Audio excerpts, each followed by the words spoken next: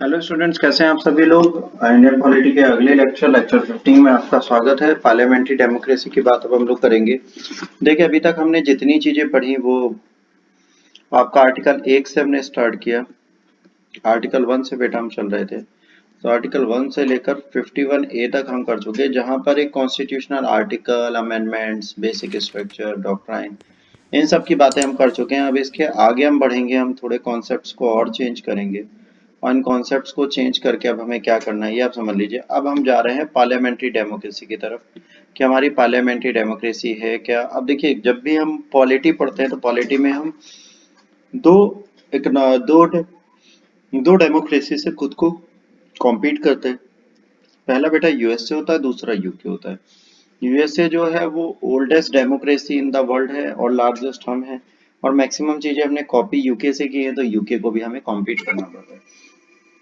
Part 2 है, इसमें बात की जाएगी सीधे स्टेट की एंड गवर्नमेंट की। यहाँ पर दो बातें आपके सामने होंगी, एक स्टेट एंड एक गवर्नमेंट। तो अगर इसकी बात की जाए तो भाई स्टेट, देखिए कल भी परसों भी एक बच्चे ने लेक्चर में पूछा ऑनलाइन कि सर ये स्टेट का मतलब क्या है डीपीएसपी में, वो कंफ्यूज था। तो डीपीएसपी में स्टेट का मतलब वो इंडियन स्टेट्स समझ रहा था, जो इंडिया के राज्य हैं उनके बारे में समझ रहा था। पर कायदे से इंडियन स्टेट्स की बात नहीं की जाती। स्टेट को वर्ल्ड कॉन्टेक्स्ट में देखा जाता है तो स्टेट एक कंट्री को रिप्रेजेंट करती है। तो स्टेट मतलब ओवरऑल इंडिया यहाँ पर होगा, और गवर्नमेंट मतलब जो यहाँ पे रेगुलेशन और रूल्स चला रही है उनकी बात होगी। तो गवर्नमेंट के विंग्स के बारे में बात की जाएगी। देखिए, कॉन्स्टिट्यूशन इंडिया जो है वो हमें पार्लियामेंट्री फॉर्म ऑफ गवर्नमेंट देती है। हमारे यहाँ सेंट्रल या स्टेट दोनों में से कहीं चले जाइए, यहाँ पर आपको पार्लियामेंट्री फॉर्म ऑफ गवर्नमेंट मिलेगा। इसी तरह आर्टिकल 74 एंड 75 जो है वो डील किसके साथ करते हैं, पार्लियामेंट्री सिस्टम के साथ। और स्टेट्स के जो है वो 163 एंड 164 होते हैं। मॉडर्न डेमोक्रेसी जो है इसको बेटा दो पार्ट्स में बांटा गया है, एक प्रेसिडेंशियल होता है, एक नेचर पार्लियामेंट्री होता है, दूसरा प्रेसिडेंशियल होता है। तो हमारे यहाँ पार्लियामेंट्री फॉर्म ऑफ गवर्नमेंट लिया गया। पार्लियामेंट्री फॉर्म ऑफ गवर्नमेंट जो होती है इसमें एग्जीक्यूटिव रिस्पॉन्सिबल होती है लेजिस्लेचर के लिए, पॉलिसीज के लिए, एक्ट के लिए। और प्रेसिडेंशियल सिस्टम में क्या होता है, यहाँ पर एग्जीक्यूटिव रिस्पॉन्सिबल ही नहीं होती, लेजिस्लेचर और इसकी पॉलिसीज के लिए। ये बेसिक डिफरेंस है, इसको आपको समझना पड़ेगा। तो आइए इसके बारे में हम इसी पन्ने पे फिर से समझ लेते हैं। बहुत ध्यान से समझिएगा, यहाँ पे क्या बोला है इन्होंने, बोला है कि दो फॉर्म ऑफ गवर्नमेंट की इन्होंने बात की, एक पार्लियामेंट्री और एक प्रेसिडेंशियल। तो पार्लियामेंट्री फॉर्म ऑफ गवर्नमेंट में क्या होता है, देखिए गवर्नमेंट जब बनती है तो उसमें एक आपका लेजिस्लेचर होता है, एक आपकी एग्जीक्यूटिव होती है, एक जुडिशरी होती है। सेम यहाँ पर होगा, legislature, executive and judiciary. Legislature क्या काम करती है बेटा, ये कानून बनाती है, लॉज इंप्लीमेंट करना, चेंज करना। तो ये काम इनका है। ये करने के बाद क्या करते हैं, इसके बाद एग्जीक्यूटिव इनको एनफोर्स कराती है। एनफोर्स कराने का काम एग्जीक्यूटिव का। जुडिशरी का इनकी टेक केयर करना कि इसमें कोई वायलेशन ना हो, कुछ भी हो, कुछ इलीगल एक्टिविटीज हो तो हम उसके लिए जजमेंट देंगे और प्रोटेक्ट करेंगे जो भी लॉज सरकार ने बनाए।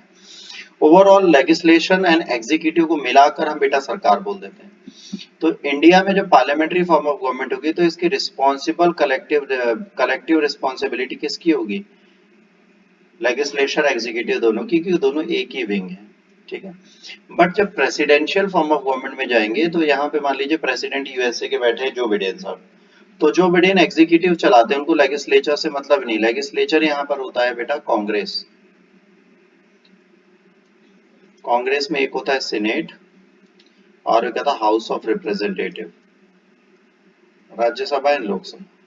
ये बात वहां पे भी की जाती है, ये लोकसभा ये राज्यसभा। तो ये सिंपल सी चीजें वहां पर भी है, बट यहाँ पर ये जरूरी नहीं है कि लेजिस्लेटिव असेंबली में जो पॉलिटिकल पार्टी है वही एग्जीक्यूटिव में हो। ये दोनों अलग अलग हो सकती है, डेमोक्रेटिक और रिपब्लिक दोनों पार्टी यहाँ पे एक साथ रूल कर सकते हैं। पर इंडिया में जो मेजोरिटी पार्टी है वो लेजिस्लेचर भी चलाती है, एग्जीक्यूटिव भी चलाती है, तो ये एक प्रॉब्लम है। तो पार्लियामेंट्री फॉर्म में दोनों, और हेल्दी डेमोक्रेसी के लिए दोनों का अलग होना जरूरी है। तो भाई रिस्पॉन्सिबल है दोनों इन चीजों के लिए। पॉलिसीज एक्ट जो भी बनेगा उसको कॉन्स्टिट्यूशनली इंडिपेंडेंट होता है लेजिस्लेचर, बट प्रेसिडेंशियल में बिल्कुल फ्री है वो कुछ भी करने के लिए, ये एक फायदा है प्रेसिडेंशियल में। बट पार्लियामेंट्री में उसको रिस्पॉन्सिबल कलेक्टिव रिस्पॉन्सिबिलिटी देनी पड़ती है। पार्लियामेंट्री फॉर्म ऑफ गवर्नमेंट को हम कैबिनेट गवर्नमेंट भी बोलते हैं, ये आपको ध्यान रखना है। रिस्पॉन्सिबल होती है गवर्नमेंट के लिए। ये मॉडल प्रिवलेंट है जापान, इंडिया, कनाडा, है ना, और ब्रिटेन में। Presidential form of government non responsible government है, नॉन पार्लियामेंट्री है, फिक्स एग्जीक्यूटिव सिस्टम है। ये यूएसए, ब्राजील, रशिया, श्रीलंका में है। देखिए यहाँ पर क्या होता है, यहाँ पर भाई पार्लियामेंट्री फॉर्म ऑफ गवर्नमेंट में जो मेजोरिटी में जीत के पार्टी आती है उसी के बंदे एग्जीक्यूटिव को भी फॉलो करते हैं। बट यूएसए और में क्या होता है, एग्जीक्यूटिव में एक्सपर्टीज को रखा जाता है। तो ये पॉजिटिव साइन है एक हेल्दी डेमोक्रेसी के लिए, रिस्पॉन्सिबिलिटी नहीं है, ठीक है। अब यहाँ पर फीचर क्या है पार्लियामेंट्री फॉर्म ऑफ गवर्नमेंट के, नॉमिनल एंड रियल एग्जीक्यूटिव। यहाँ पर एक प्रेसिडेंट बैठे हैं जो नॉमिनल है, रियल एग्जीक्यूटिव हमारे प्राइम मिनिस्टर साहब होते हैं। Majority party rule, majority party हमेशा रूल करती है, ये एक हकीकत है। यहाँ पर कभी भी और कोई रूल नहीं कर सकता। Collective responsibility, legislation and all की सबकी कलेक्टिव, लेजिस्लेशन एग्जीक्यूटिव की कलेक्टिव रिस्पॉन्सिबिलिटी। अगर एक भी बंदा इनकी पार्टी का कुछ गलती करता है तो पूरी पार्टी को उसकी रिस्पॉन्सिबिलिटी लेनी पड़ती है। पॉलिटिकल होमोजेनिटी है, जाहिर सी बात है एक ही पार्टी सारे काम कर रही है तो पॉलिटिकल होमोजेनिटी हो जाती है। Leadership of prime minister main मुख्य लीडर है, वो सारे कार्य करता है। रेजोल्यूशन ऑफ लोअर हाउस, यहाँ पर अगर कुछ भी होगा तो पूरा संसद डिसॉल्व हो जाएगा। इसके बाद प्रेसिडेंशियल फॉर्म ऑफ गवर्नमेंट का क्या होता है feature, American president head of the state, head of the government है। हेड ऑफ द स्टेट में वो सेरेमोनियल पोजीशन पे रहते हैं, हेड ऑफ द गवर्नमेंट में एग्जीक्यूटिव ऑर्गन को परफॉर्म करते हैं। प्रेसिडेंट को इलेक्टोरल कॉलेज बेटा इलेक्ट करता है, कोई और ऑप्शन इनके पास नहीं, इलेक्टोरल कॉलेज होता है, फिक्स टर्म्स के लिए आए जाते हैं। इनको कांग्रेस रिमूव नहीं कर सकती, मतलब जो इनकी पार्लियामेंट है वो इनको रिमूव नहीं कर सकती, ठीक है। और इनको रिमूव करने के लिए इम्पीचमेंट है, और ये जो है अनकॉन्स्टिट्यूशनल एक्ट माना जाता है, तो ये जल्दी होता नहीं है, वहां पे आज तक कोई प्रेसिडेंट इम्पीच नहीं हुआ। प्रेसिडेंट गवर्न करते हैं किसके लिए, कैबिनेट से जो बहुत स्मॉल होती है जिसे किजन कैबिनेट बोलते हैं। नॉन इलेक्टेड डिपार्टमेंट है, इसमें अपॉइंटमेंट जिसकी होती है इसको रिमूव भी कर सकता है प्रेसिडेंट, अपॉइंट भी कर सकता है, ये एक्सपर्टीज अपने सब्जेक्ट में रखते हैं। प्रेसिडेंट एंड सेक्रेटरीज जो है वो कभी कांग्रेस के लिए रिस्पॉन्सिबल नहीं है, मतलब कांग्रेस से उन्हें कोई मतलब नहीं, कांग्रेस अपने रूल रेगुलेशन बनाए, देश चलाए, हम इंटरनेशनल नेशनल सब देख रहे हैं, और इनके पास कोई मेंबरशिप नहीं है। तो प्रेसिडेंट यहाँ के कभी भी कांग्रेस में नहीं जाते, मतलब पार्लियामेंट में ये विजिट नहीं करते। प्रेसिडेंट कभी डिसॉल्व नहीं कर सकते रिप्रेजेंटेटिव को, लोअर अपर हाउस किसी को भी, ये अपने काम करते हैं, तो मतलब लेजिस्लेचर इनकी साइड से डिसॉल्व नहीं होती, तो इनको कोई मतलब ही नहीं है। Doctrine of separation of power जो अमेरिका में है प्रेसिडेंशियल सिस्टम में, इसमें लेजिस्लेटिव, एग्जीक्यूटिव, जुडिशरी पावर जो है वो सरकार से अलग अलग है, और 3 इंडिपेंडेंट ऑर्गन्स है जिनके साथ है। तो जाहिर सी बात है भाई लेजिस्लेचर कांग्रेस के हाथ में है, अगर आप लेजिस्लेचर की बात करें तो वहां पे कांग्रेस करती है, एग्जीक्यूटिव प्रेसिडेंट करते हैं, जुडिशरी वहां की फेडरल कोर्ट बिल्कुल ही अलग है, ये तीनों बिल्कुल सेपरेट एक दूसरे से हैं। तो बहुत इंपॉर्टेंट चीज हो जाती है, बहुत हेल्दी डेमोक्रेसी की वहां पे बात चलती है। मेरिट्स भी है कुछ पार्लियामेंट्री के, harmony between legislature and executive, अगर लेजिस्लेचर एग्जीक्यूटिव के बीच में एक रिलेशन है तो आप बेहतर डिसीजन ले सकते हैं, लॉज ले सकते हैं, रिस्पॉन्सिबल गवर्नमेंट आप बन जाएंगे। भाई आप पे रिस्पॉन्सिबिलिटी ज्यादा है, आप लॉज बनाते हैं तो उनको फॉलो भी आप ही को कराना है, कोई लूप होल होगा तो कलेक्टिव रिस्पॉन्सिबिलिटी के चक्कर में आपकी सरकार गिर सकती है। डेपोटिज्म नहीं हो सकता, भाई तुम्हारा भाई बहन चाचा चाची फूफा फूफी कोई भी यहाँ पे नहीं आ सकता, आप में आप इलेक्शन लड़िए जीतिए 5 साल बाद निकल जाइए। रेडी अल्टरनेटिव गवर्नमेंट, अपोजिशन हमेशा खड़ी रहती है, अगर सरकार गिरती है तो अपोजिशन तुरंत चार्ज टुक कर लेती है इलेक्शन ना होने तक, है ना। वाइड रिप्रेजेंटेशन, इसमें क्या होता है कंट्री में मैक्सिमम रिप्रेजेंटेटिव आते हैं, जो वोट देते हैं उनके रिप्रेजेंटेटिव बैठते हैं, तो वाइड रिप्रेजेंटेशन है यहाँ पर, सरकार की बातें मानी जा सकती है, करवाई जा सकती हैं। डिमेरिट्स के, अनस्टेबल गवर्नमेंट, भाई अगर कोई भी गलती हो जाती है तो जो गवर्नमेंट है ये गिर सकती है, अनस्टेबल हो जाती है। नो कंटिन्यूटी ऑफ पॉलिसी, यहाँ पर पॉलिसीज 5 साल पहले अगर मनमोहन लाए, 5 साल बाद मोदी लाए, 5 साल बाद योगी ले आए, तो सबकी पॉलिसीज अलग होंगी। डिक्टेटरशिप ऑफ कैबिनेट, कैबिनेट की डिक्टेटरशिप है, यहाँ पर कैबिनेट जो चाहता है वो कर सकता है, टाइम पे ज्यादा रहा तो। Against power of separation, separation power की नहीं है, तो जब भाई जैसे यूएस में है प्रेसिडेंट अलग काम करता है एग्जीक्यूटिव का, लेजिस्लेचर में कांग्रेस है, उधर फेडरल कोर्ट है, हमारे ऐसा नहीं होता। गवर्नमेंट बड़ा एमेच्योर्स, जाहिर सी बात है गवर्नमेंट जो है बहुत प्रॉपर मैनर में चलाई जाती है, कुछ लिमिटेड लोग ही इसको चलाते हैं, तो ये भी एक प्रॉब्लम वाली बात है यहाँ पर। प्रॉपर जैसे मैंने कहा प्रेसिडेंशियल, एग्जीक्यूटिव, सेक्रेटरीट जो है वो क्वालिफाइड हो सकते हैं, एक्सपर्टीज हो सकते हैं, ऐसा हमारे यहाँ नहीं होता। गवर्नमेंट हमारे यहाँ जो जीत के आ रहा है वही चलाता है, तो ये इशू होता है। रीजन फॉर अडॉप्टिंग, अब भाई इतनी प्रॉब्लम है तो पार्लियामेंट्री सिस्टम ने क्यों अडॉप्ट किया, क्योंकि भाई ये हमारे लिए अच्छा था, इसके लिए हम फैमिलियर थे, ये ब्रिटिश रूल हमने फॉलो किया, तो इन्होंने कहा कि जो 40 साल से लगातार रिस्पॉन्सिबिलिटी हमारे इंट्रोड्यूस हुई है तो भाई हमारी कंट्री में होनी चाहिए, तो रिस्पॉन्सिबिलिटी के चक्कर में हमने ये चीज ली। प्रेफरेंस ऑफ मोर रिस्पॉन्सिबिलिटी, इन्होंने, अम्बेडकर साहब ने कहा कि मैं स्टेबिलिटी से ज्यादा रिस्पॉन्सिबिलिटी चाहता हूँ, ताकि जब सरकार बने तो उसको रिस्पॉन्सिबिलिटी दिखे, स्टेबिलिटी वो तभी ले आएगी जब वो मोर रिस्पॉन्सिबल बन जाएगी। Need to avoid legislative executive conflict. अगर लेजिस्लेटिव एग्जीक्यूटिव को हम अलग कर देते तो उसमें कॉन्फ्लिक्ट होने के चांसेस थे और इसके चक्कर में बहुत सारी चीजें हो सकती थी और हमारी डिसीजन मेकिंग वीक हो सकते थे। उस टाइम पे हमारी कंट्री प्रॉपर बन भी नहीं पाई थी।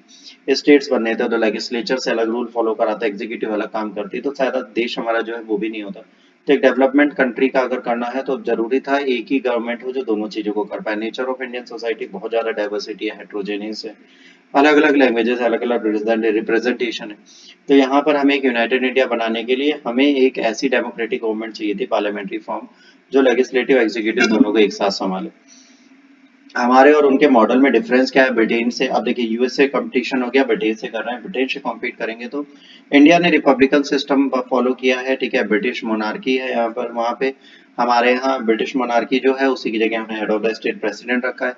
वहाँ पर हेरिडेटरी है, हमारे यहाँ चूज की जाती है ना। डॉक्ट्राइन वहाँ पे सॉवरेंटी ऑफ पार्लियामेंट है, हमारे यहाँ पार्लियामेंट सुप्रीम नहीं है, वो रिस्ट्रिक्टेड पावर रिटर्न कॉन्स्टिट्यूशन के थ्रू करती है। फेडरल सिस्टम भी रिटर्न कॉन्स्टिट्यूशन में, जुडिशियली भी फंडामेंटल है।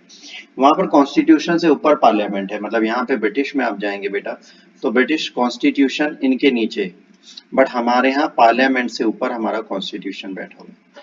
तो हम सारी चीजें रिटर्न है, तो हमारे यहाँ सॉवरेंटी पार्लियामेंट की नहीं है, उसको भी रेगुलेट हम करते हैं।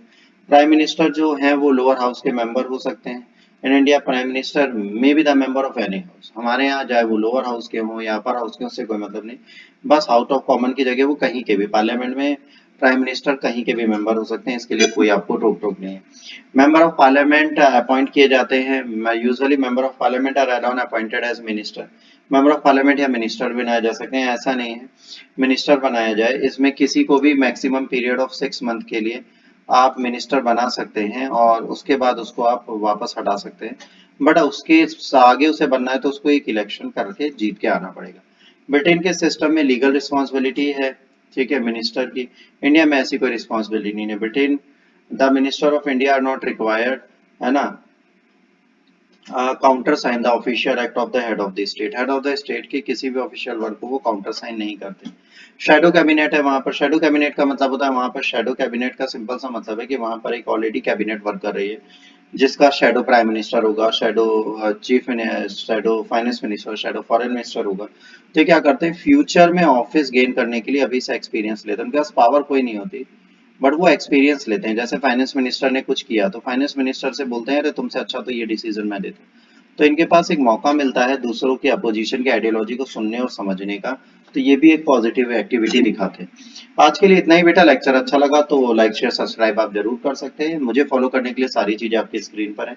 मेरा पर्सनल इंस्टाग्राम से लेकर प्राप्ति के सारे पेजेस आप जो चाहें उसे फॉलो कर सकते हैं।